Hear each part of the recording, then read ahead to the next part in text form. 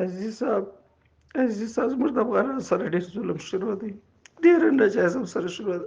12 زورې راکړی دي.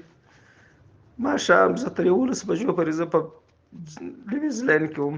ما یو کس را خلاص کړ، د کارډ والا. بیا ماښام ما راوستی کور ته.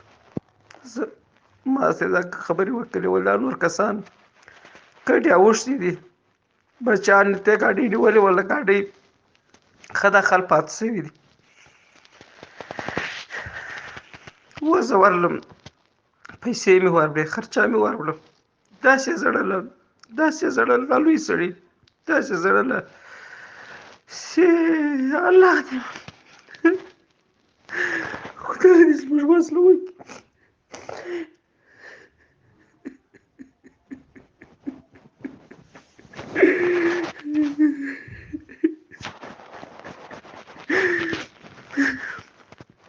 معاینه یې د بل پر کور ناسته ده. تر اوسه 31 تاریخه لا هم نه دی پوره شوی. و د خدای ظالمانو واخیړه، واس افغانستان دغې واړوس، بچیان یې ورسره واړوس. بچیان یې د کاکړو پر کور ناست دي، زما افغانۍ په جیل کې ناست دي. ډېر زور غواړي. خوښ